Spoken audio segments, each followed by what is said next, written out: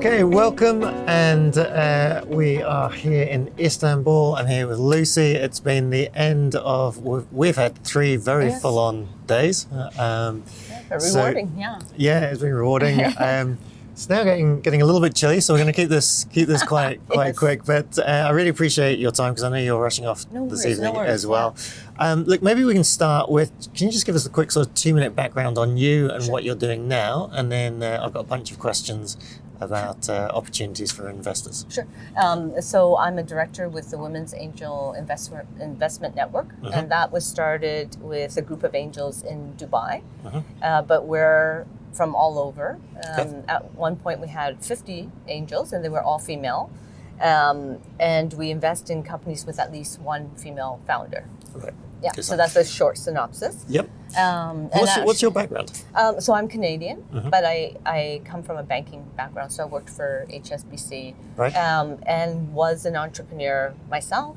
And there were 3 of us that found an opportunity to start an angel network about 6 years ago. Okay. Yeah, just before the height of innovation in the UAE.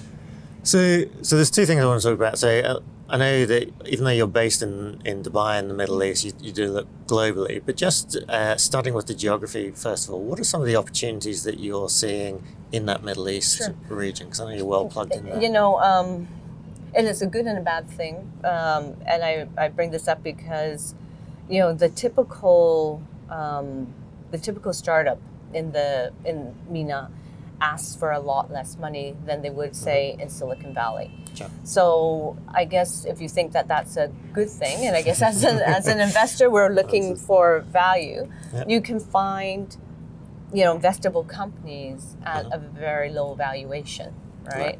But as our ecosystem matures, I would expect that to change. But I you know, we're very far from, you know, the startup rounds of like 20 million in Silicon Valley. Well, most people are. Yeah, fair enough. I mean, that is a very specific. But it does create opportunities for investors that are willing to go beyond the kind of the traditional Silicon Valley opportunities. Yes. So look, you, both because of the region, but also because you're looking at women founders and women entrepreneurs, and I know you're going across multiple different industries and stuff. What are some of the most exciting trends that you're seeing at the moment that women entrepreneurs are getting into? Sure. I mean, I guess what's interesting is obviously, you know, and a lot of entrepreneurs are motivated by pain points, and female entrepreneurs have very specific pain points. And for instance, some of our investee companies, the first one we invested in is called Little Thinking Minds. And the 2 founders, their pain point was that they realized that Arabic wasn't being taught well in schools. So they felt they could do it better. And they have. Essentially, they've put together an online portal where a lot of schools now use their Little Thinking Minds module to teach Arabic. And they come from a broadcasting background, so the content's so much more compelling. There was no consistency in the past. Now there's consistency. Their tech is very, very sophisticated, and it's easier for the teacher to use. It's good. It's been leveled. They're now having another version where it's for native Arabic speakers, and then another one for Arabic as a second language. So that's an example. So, and is that a specific pain point for those, particularly, or are you seeing, for example, a trend towards women in education, for example, or is that what you're seeing? Well, I mean, very specific. Just a specific? That's one specific, but I mean, we invest in the tech space in general. But one trend that we've seen is, for instance, the whole rise of femtech, right? And so there's a lot around women's health, whether it's to do with tracking your period, to figure out when you could possibly get pregnant, to figuring out how to manage menopause. These are things that women, you know, really struggle with, and they're like, okay, I think there's got to be different things we can be doing. There's got to be apps that are better than what we've traditionally had to track, you know, when we could possibly get pregnant, for instance, and that's a whole new sector that's risen. So you've had this network for? 6 years. Okay, 6 years. Yeah. So one of the things I was discussing with another angel earlier is often the challenge for angel investors is they don't have the resources to get involved in enough deals to see the cycles, to get the learning. But you've been doing this for 6 years. Right. You have a network that, Yes. that you feed with.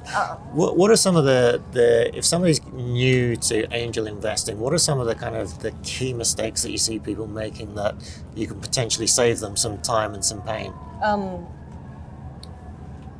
Okay, I guess there's a few things. One is perhaps not doing enough due diligence, and I think you can't really skip that part. Yep. And so one of the things we do is we actually train up our angels to do due diligence, because there is gut, yes.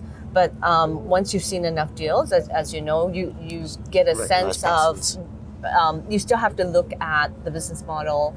You do have to figure out whether the founders can execute, and we're not so worried always about the exit, but is the business model, is it going to generate revenue? Right. Yeah. So I think due diligence. So I think that's one of the things that comes up is newer people into angel investing very much focused on the possibility of success. Absolutely. Whereas the people that have been doing it longer are more concerned about the probability of sustainability. Yes, agree. And that seems to come up a lot. Agree. And if I can talk about, there's definitely, women that want to be angels, but they're not quite sure how to go about doing that. And so why we're part of WBAF is that we believe that there should be more angels. And, specifically for women, I would say go out there, talk to your network and talk to other angels and try to figure out, how can you become an angel, learn about it. If it interests you, then try to find pooled fund opportunities, angel networks. There's many. Yeah. And I guess thirdly, start small. You don't, not everything's a hedge fund. You don't have to be putting in a lot. You have to be prepared to lose whatever you're putting in. Yeah. But the rewards, of course, at investing at an early stage is that they can be really large. Exponentially. Yeah. Very good. Cool. Well, look, I know you've got to rush off. It's also it's beautiful it's sunset stunning around us, but it's also getting quite cold. So should we go and have a drink? Yeah, absolutely. Let's do that. Okay.